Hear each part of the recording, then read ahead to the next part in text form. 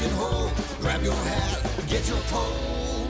Let's go fishing when you're in the mood. Canadian Sport Fishing, brought to you in part by Rapala, premium fishing gear crafted from experience. Ducket Fishing, pro-driven.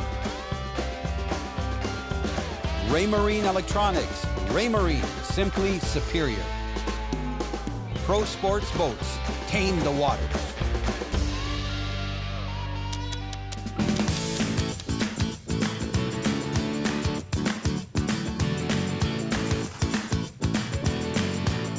Good morning, everybody. You know what? We've got a hazy, humid day. We're talking walleye weather. And today I'm going to be joined by Carl Kuster, who's Mr. Leguano. He's the one that distributes the shoes all over North America and the ones that I wear in all the shows, whether I'm fishing in saltwater or freshwater. And we're going to be doing something a little bit different. He's come down from the Kawartha Lakes, and he's down here on Lake Ontario. And we're going to be going out and we're going to be fishing some humps that are surrounded by water up to 70 feet deep. The humps come right up, sometimes 4, 5, 10 feet in depth. So we're going to be marking the hump with markers, finding them with our electronics, and then we're going to be casting these small crankbaits. And look at, this is a crankbait that only dives to about 3 feet. You can see that the color is right because we've got overcast skies.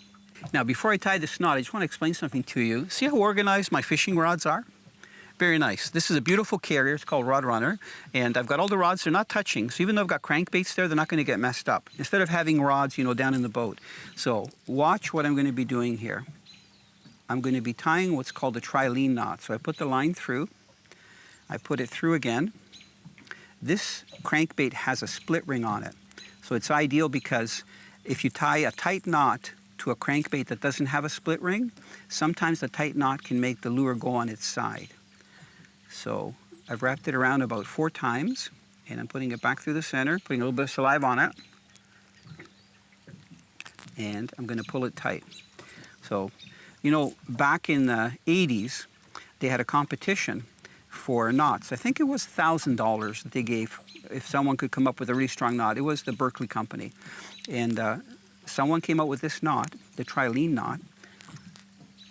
They got the $1,000, and it's one of the knots that I've been using ever since. Okay, so because the split ring is there, that allows the lure to go from side to side, which is really important. Because this lure, when you're retrieving it, not only does this from side to side, a real wobble action, but it also does this.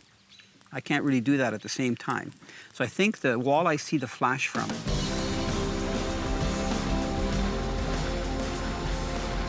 As you can see, it's cleared up. When we started, it was really overcast and hazy, which is nice for walleye. But you know what? I find that the pattern that we're fishing, because the fish are coming out of deep water, even in the middle of the day, hot, bright, sunny day, it's really good fishing. So what I'm doing now, let me explain to you my strategy.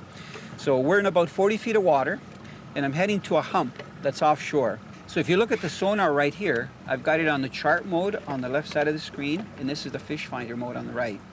So we're starting to come up. The water here is like 60, 70 feet deep, then 40. Now we're in 25. You can see the odd suspended fish.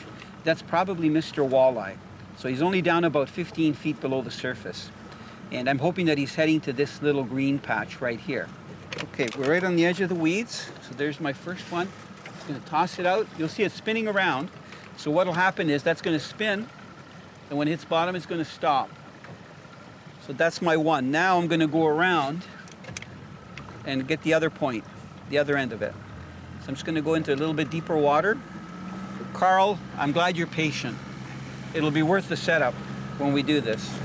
So I'm just going around the hump. We're going to mark the back end of it.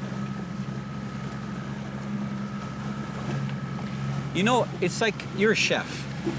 You know that most of the work when you prepare a nice meal is the prep. Absolutely. Right? Yeah. I mean, the actual cooking, that doesn't take long, right? No, it doesn't at Think all. of your pizzas, right, that you do. You know, if you make the dough or buy the dough and cut everything up or whatever, right? Yeah.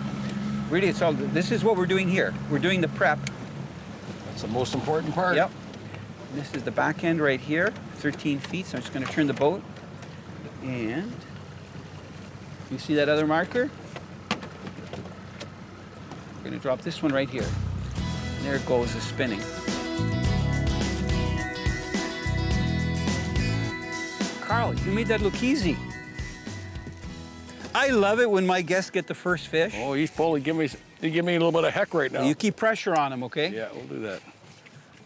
Look at you. What do you think it's going to be, Carl? It's a walleye. He's going right down. Okay. Here he comes. Look at that. nice fish. Oh, yes. You're so calm. Man, he nailed it. And look at me. Yeah, he's still green, so I'm going to let him thrash a little bit. Now he's in the net. That's okay. There. That's a nice one. Isn't that a nice one? Now, I know you get lots of walleyes up on in the Kawarthas. Here, look, the pliers right here. Nice color, right? Dark. They're beautiful. I'm Yeah. going to let you hold them. How many casts was that? Did that take long? It was probably my 5th or 6th cast. I was watching you because I was casting just on the edge of where I got the marker. You got him right over the weeds. Oh no, You want don't, him to just that way, just huh? under there. All right. Yeah, just like that. I don't. You don't want to hurt his teeth with your fingers. Yeah, that's true. Yeah. Look at gorgeous fish. I didn't bring my tape measure. We've got one there. I'm guessing he's about 17, 18 inches. I would think so. Yeah, it's He's perfect. perfect eating size. But you He know is. what? You know what I do, right? We release the first fish. All right. We give it back to God. Is this like Newfoundland where you got to kiss the cod, or? Well, you can. Kiss a Just walleye? No Yeah. no tongue with those teeth. Oh, you did that so gently. Okay, so let's just hold him over, and he'll take off like a dart. You'll see, like a pike. You're not gonna be able to hold him too much longer. Did he go? He went. Yeah. Listen, you did that. Isn't that amazing? Yeah, it was good. Okay, now I just gotta get this out.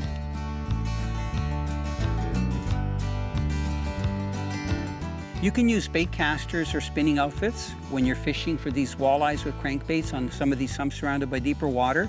But to me, the most versatile, especially if it gets windy, because you know, when you're out in the open, away from the shoreline, usually there's more wind. I like to use a spinning outfit. So this is a one piece. It's 6 foot 3 inches long, and it's a medium-like action. And you can see it's a one-piece blank. It's a very nice outfit. And what I like to use almost exclusively when I'm throwing crankbaits is a braided line. So this is that Suffix 832, and it's 20-pound test, which is the line diameter of 6-pound monofilament. So it's like string. It has no memory, so it casts really far.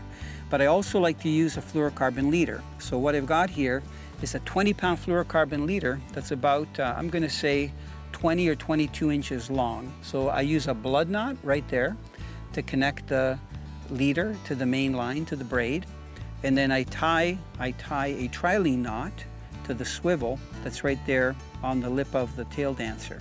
So I find that, number one, the braid is very sensitive. So if you feel anything, you can tell the difference between a weed or even a small, like a sunfish or a perch hitting or a walleye grabbing it. Number two, there's no stretch to the braid. So when you set the hook, you get almost right away, you get the impact from the hook going into the fish. And the fluorocarbon is also very stiff, so there's very little stretch. The only thing that provides stretch is the tip of the rod. So on these ducket rods, I'm just going to bring the rod back down here, you can see that they have a soft tip. So it bends from about right here to the tip. That's where the bend is. So it's just soft enough that when a walleye grabs it, it can actually hold on to it before you set the hook. But if I put more pressure, look, with the back, you can see that the rest of the rod is really stiff. So it doesn't bend from the midsection up, only for about the 1/3. So it's a really good action. And because it's one piece, it's got a lot of backbone. So when you do hit a weed with the braid, if you give it a snap, you can actually cut the weed right off. And you'll see weeds floating on the surface when you're working an area in and around the weeds. So to me, using a spinning outfit, anywhere from about 6'3" to 7 feet in length, braided line, medium action reel, fluorocarbon leader 20-pound test, and then the proper crankbait, you should be able to get a lot of fish. Closed captioning is brought to you by K100. We make water burn. Okay. Your assistant's coming. Left or right? Left. You know, you should calm down a little bit, Carl. I know. It's just I can't help it. I'm You talk just so nonstop. excited. I You know. talk nonstop in between catching a fish, and then you quiet down. Chatty Carl. Easy. It's bigger. I think it's. Oh. I love the hits, eh? Oh, it is whacking. This is amazing. Yeah. Now, see how we had a lull there? It's not like we're getting one fish after the other. Sometimes when you find a place where they're laying there, It was nice. He said goodbye. what did you do? This is the Element. It's a very strong unit. And right now it's in the down vision mode on the right-hand side in the copper color. What you see here, the line is, these are fish, and that's one fish that just went by. That's just off the bottom. We're in about 11 feet of water. I mean, it's pretty precise to the decimal point, 11.2 or 3. It's just moving a little bit because the waves are going up and down. And we're just off the weeds. So on this screen, we have the maximum detail that you can get. If I was to drift back a little bit, because we're on anchor mode right now, you'd see the weeds. On the left side is our hydrographic chart. And you can see that dot, that's the boat, and this is the way that we've come onto it. And we're literally just at the end of the heavy weeds. This dark area is the heavy weeds, this is the lighter weeds. And then this water here is about 30 feet deep. Over here, it's even up to 40, 50 feet deep. So we're using both screens. It's so handy because you can change from one screen to the other. We can go just to the chart, or we can go just to the fish finder. We're gonna go in the regular mode here. Okay, so there's the regular mode right there. But I love having the boat position on one side and having the down vision on the other. So I'll just go down here to the running. You can see here, you can even set up like 3 screens or a fish finder combo with 2 fish finders if you wanted. So let's go to that here. Let's see if we can see it. I'm not sure if I set it up or not, I did. So there's the down vision in that red color, and there's the fish finder screen. So they both have the same resolution. Carl, you never cease to amaze me. Oh, got a bass. That's okay. Yeah. You want to try flipping him in? Oh, my line is there. All Let me right. see. Did he go into my line? That's a good sized bass, Yeah, Carl. it is. Here, actually, we'll use the... Oh, that was my fault. Same as it ever was. That was my fault. My line was in the water. It's all right.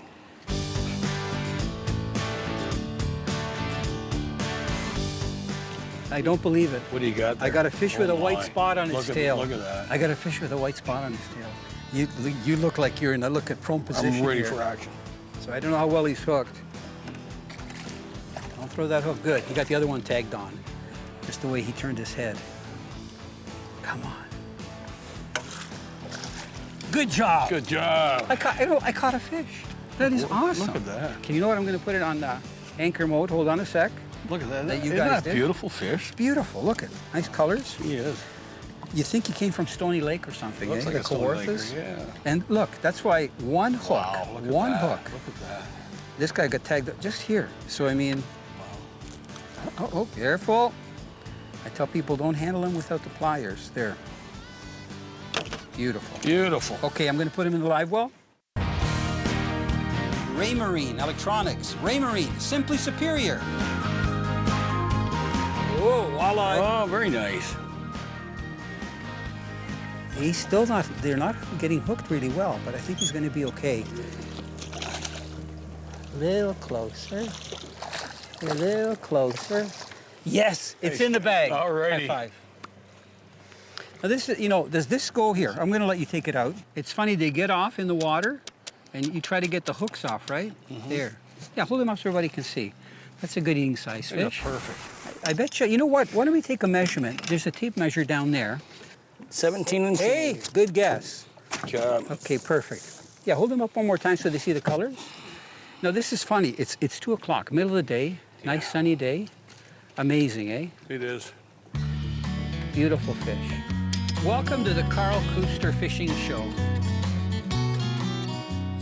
This is the ripstop. It's the 12 centimeter one, and it's a rattling twitch bait.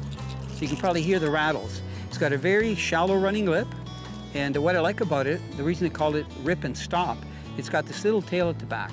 So when you pull it, first of all, if you just retrieve it, it has a really nice kicking action, the tail back and forth. But if you stop and you give it a twitch, it'll shoot out to one side and stop. Give it another twitch, it'll shoot out to the other side and stop. That's why it's called the rip stop. And it's a little bit because of this tail. You can see it's hanging down, so it almost puts on the brakes.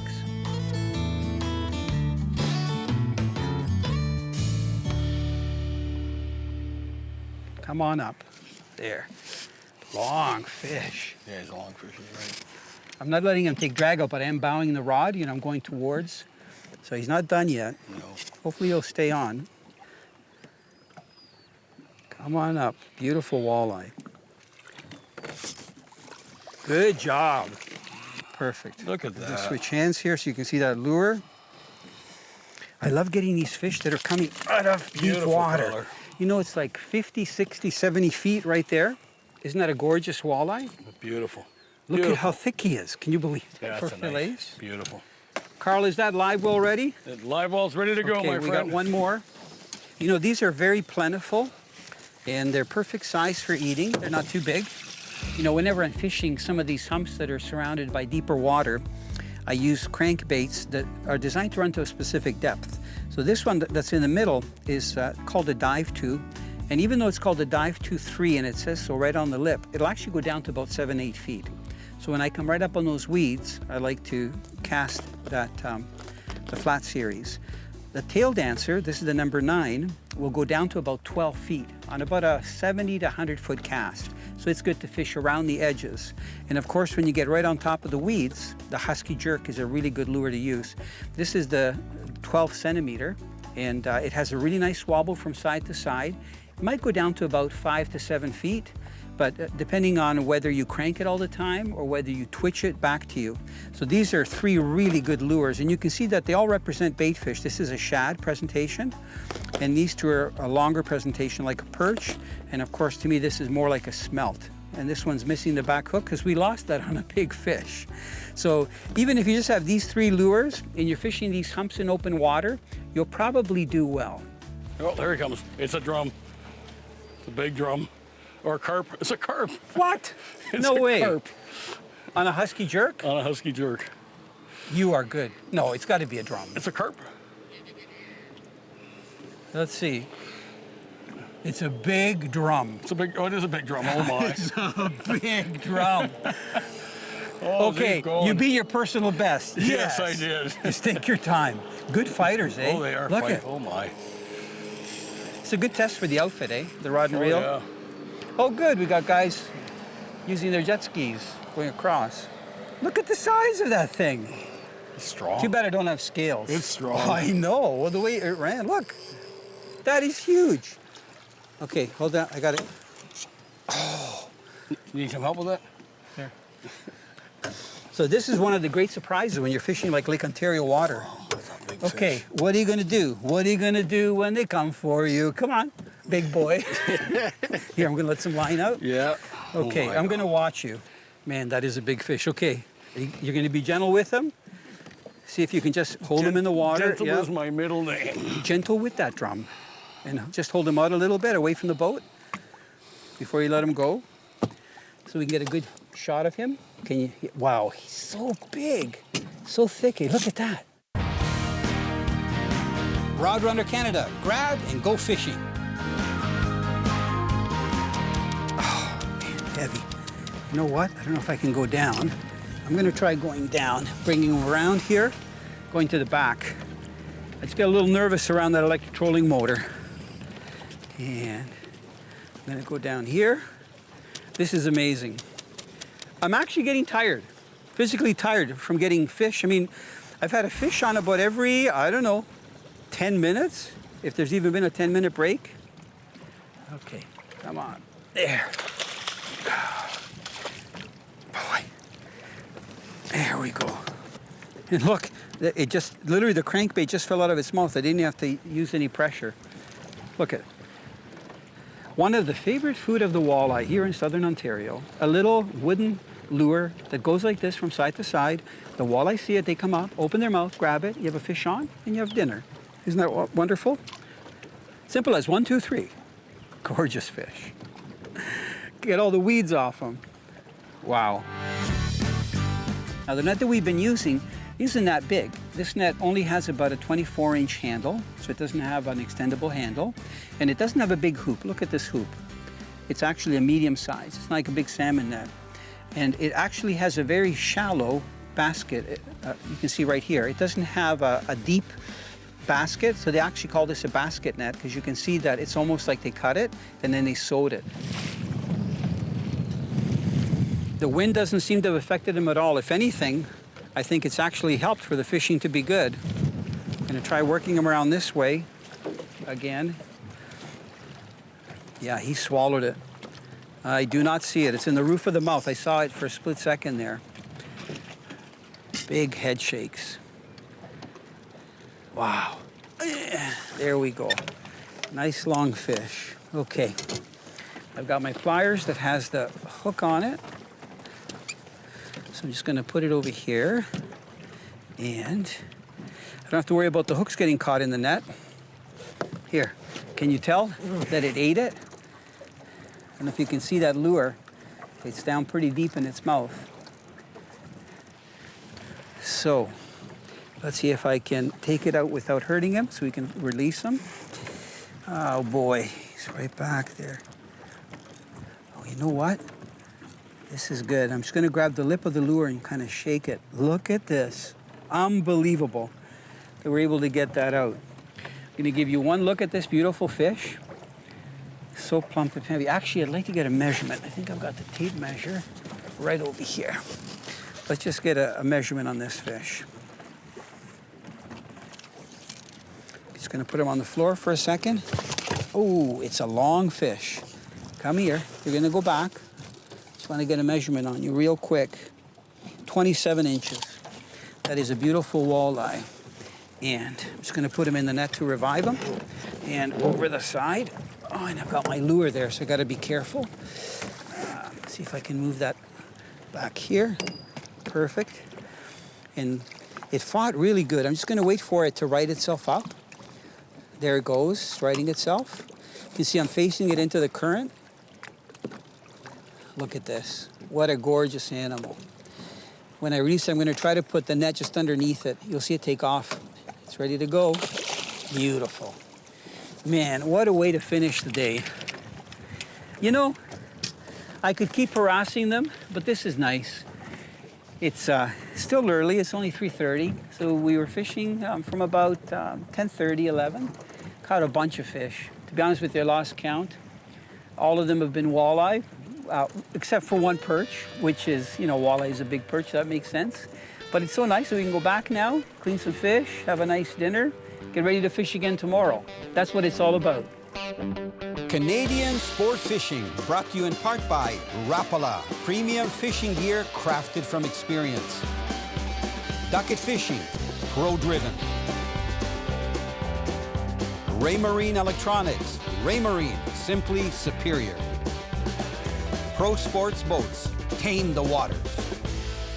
Not a lot of crayfish here, No. you know, because it's open water and deep water. So the lure works well because of the situation that we're fishing. And look at where the marker is. Yeah, You're right there, you're right casting up. right on the edge. Yeah, that was great. So you know what? I want to make you famous again. See if you can get another one. All right.